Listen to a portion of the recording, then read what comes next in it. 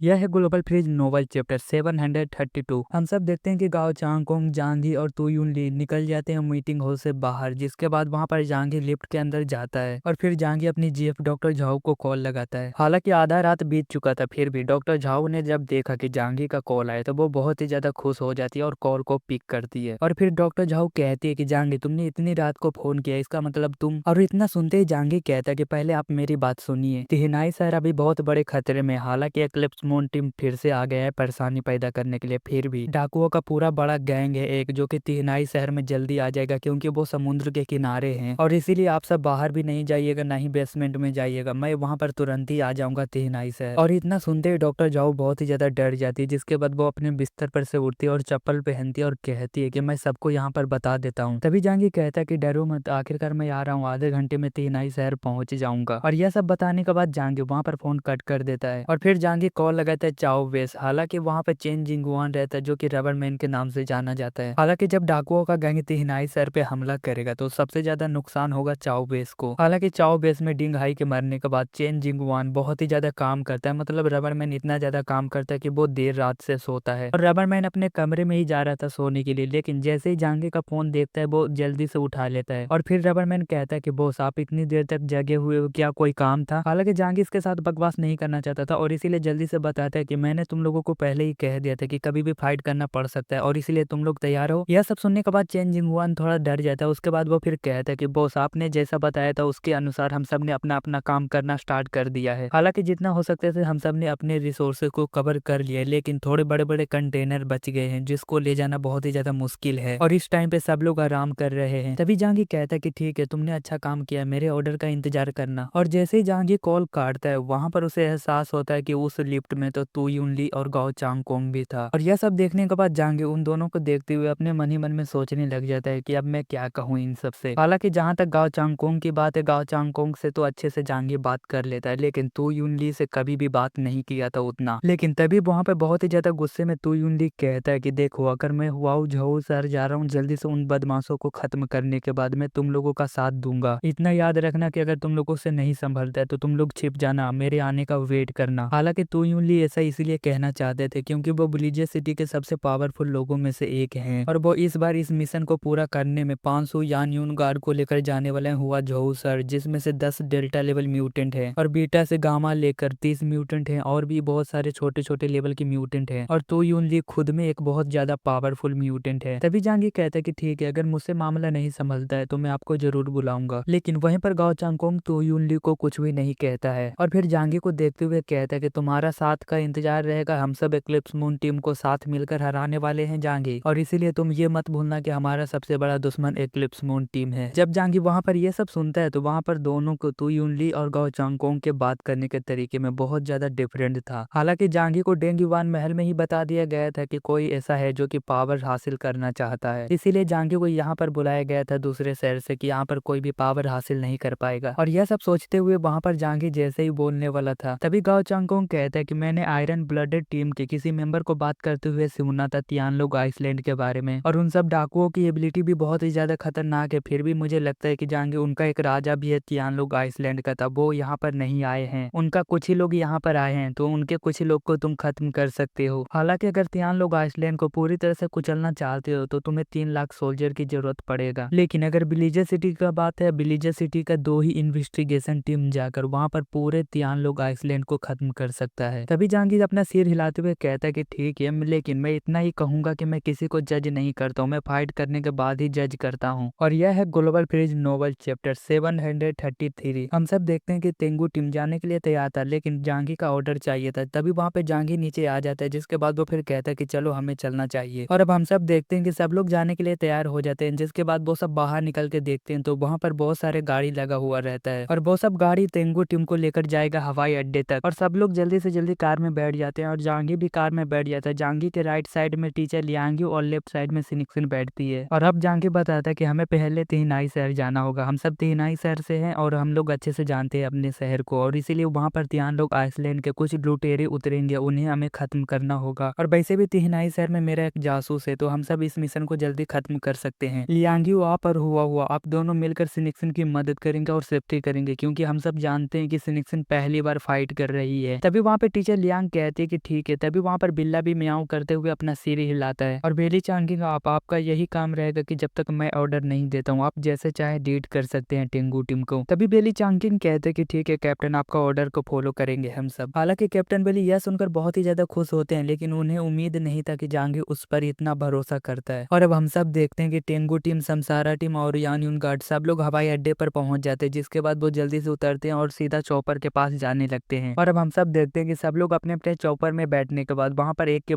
बाद वहां पर चॉपर उड़ना स्टार्ट हो जाता है। और इस टाइम पे तिहनाई शहर के 3 बेस के लीडर जो कि जियांग, तियन, जियो और रबरमैन है, ये तीनों अपने अपने रिसोर्सेज को बहुत ही ज्यादा अच्छे से इकट्ठा कर कर एक जगह छुपा देते हैं। और अब हम सब देखते हैं कि तियानलोग आइसलैंड का जो डाकुओं का गैंग है वो किनारे पे पहुंचने के बाद जल्दी से स्नो बॉयल निकालते हैं और सीधा दौड़ाते हुए आगे बढ़ने लगते हैं। और तभी वहां पे तियानलोग आइसलैंड का जो 4th डिवीजन कैप्टन है कैन्यूट, वो बहुत ही ज्यादा जोर जोर से हंसते हुए कहता है कि यहाँ पर तिहनाई शहर में जितने भी रिसोर्सेस हैं सबको लूट लो, और तिहनाई शहर में जितने भी लोग तुम्हें दिखते हैं उन सभी को खत्म कर कर उनके घरों से भोजन कुछ भी हो सब कुछ तुम्हें लूट लेना है। और यह सब कहते हुए वहां पर कैन्यूट बहुत ही जोर जोर से हंसने लग जाता है और उसके साथ 1000 लोग आए थे वो भी बहुत ही ज्यादा हंसने लग जाते हैं। और इतने बड़े तिहनाई शहर में कैन्यूट और उसके साथ ही बहुत ज्यादा लोगों को ढूंढ रहे थे, लेकिन वहां पर एक भी इंसान नहीं दिखता है उन लोगों को। हालांकि तिहनाई शहर ऐसा लग रहा था कि मानो यहाँ पर इंसान रहते ही नहीं है। हालांकि तिहनाई शहर के 3 बेस के लीडर अपने अपने रिसोर्सेज को आधे महीने पहले ही छुपाना स्टार्ट कर दिया था, और इसीलिए तिहनाई शहर में कैन्यूट और उसके साथी को कुछ नहीं मिल रहा है तो सिर्फ थोड़े बहुत बिल्डिंग बचे हुए हैं जो कि बर्फ से ढके हुए हैं। लेकिन जैसे ही वो सब जाते हैं चाओ बेस, कैन्यूट और उसके साथी, वहां पर उन्हें थोड़े बहुत कंटेनर मिलते हैं बड़े बड़े, और वहां पे कुछ गाड़ी मशीन भी था जो कि बिखरा हुआ था लेकिन उसे यूज नहीं किया जा सकता था। और यह सब देखने के बाद वहां पर कैन्यूट को तुरंत ही एहसास हो जाता है कि यहाँ पर कुछ गड़बड़ है। तभी वहां पे कैन्यूट जल्दी से जिंगुजी सेइचिरो से पूछता है कि यहाँ पर हो क्या रहा है। तभी जिंगुजी सेइचिरो कहता है कि जहां तक मुझे पता है कि तिहनाई शहर में 4 लोग राज करते हैं, अगर उन चारों को खत्म कर देते हो तो वहां पर जितने भी रिसोर्सेस हैं वो तुम्हारा हो जाएगा। यह सब सुनते हुए वहां पर कैन्यूट अपने मन ही मन में सोचने लग जाता है कि सच में जिंगुजी सेइचिरो सच बोला था कि तिहनाई शहर बहुत ही बड़ा है, लेकिन यहाँ पर रिसोर्सेस मुझे तो दिख ही नहीं रहे हैं। तभी वहां पे कैन्यूट ऑर्डर देता है अपने लोगों को कि जल्दी जाओ और यहाँ पे जितने भी लोग हैं जो कि छुपे हुए हैं उन्हें बाहर निकालो। हालांकि कैन्यूट और उसके लोगों को यह नहीं पता लग रहा था कि चाओ बेस के 1000 लोग उसके पैरों को नीचे छुपे हुए हैं। दूसरी तरफ हम सब देखते हैं विलेजर सिटी में कमांडर बैठकर अपने मन ही मन में सोच रहे होते हैं कि आखिरकार मैंने 3 टीम को तो भेज दिया है फाइट करने के लिए, लेकिन आगे मुझे पता नहीं है कि क्या होगा। और इस बार फाइट करने के लिए डिजाओ डीमन जो कि रोनिन गैंग की है और एक्लिप्स मून टीम भी आई थे। हालांकि बात है तियान लोग आइसलैंड के डाकुओं का, क्योंकि वो सब बहुत तादाद में घूमते हैं और वो सब देश को धमकाने की शक्ति रखते हैं। तभी कमांडर लैंसीचेंग को कहते हैं कि तियान लोग आइसलैंड का जो लुटेरे यहाँ पर आए हैं जो कि जियांगन क्षेत्र पर हमला करने की कोशिश किया है उसे हम सब सबक जरूर सिखाएंगे। यह सुनकर वहां पर लैंसीचेंग अपना सिर हिलाते हुए कहती है कि दक्षिण पूर्व की दिशा में पूरा आइसलैंड बिखरा हुआ है और इसलिए हम सब नहीं पता कर सकते कि तियान लोग आइसलैंड के लोग अब कहाँ पर रहते हैं। अगर हमें उनका अड्डा एक बार मिल जाता है तो हम सब डेथ ऑफ लव का यूज कर कर उन्हें पूरी तरह से खत्म कर देंगे। और जहां तक मुझे लगता है कि कमांडर तियान लोग आइसलैंड के लोगों को ढूंढने की जरूरत ही नहीं है, हमें तो लगता है कि वहां पर जासूस भेज दीजिए जिससे कुछ ना कुछ जरूर आपको डेली खबर मिलता रहेगा, लेकिन इससे यह होगा कि हम सब डेथ ऑफ लव का यूज नहीं कर पाएंगे। हालांकि तियान लोग आइसलैंड के लोगों से निपटने का हमारे पास दूसरा तरीका भी है। और यह सब सुनने के बाद वहां पर कमांडर लैंसीचेंग को देखते हुए कहते हैं कि आपके पास दूसरा तरीका है, क्या है आपके पास। तभी लैंसीचेंग मुस्कुराते हुए कहती है कि आइसलैंड पे बहुत ही ज्यादा शिप होगा और वो सब लूटने भी जाते होंगे तो शिप से ही जाते होंगे, और एक दिन ऐसा भी आएगा कि उनका जहाज कबाड़ के समान बन जाएगा क्योंकि डीजल ही नहीं रहेगा तो वो सब चलाएंगे क्या। और यह सब सुनने के बाद वहां पर कमांडर हंसने लग जाते हैं, जिसके बाद वो फिर कहते हैं कि आप हमेशा कुछ नया ही सुनाते हैं।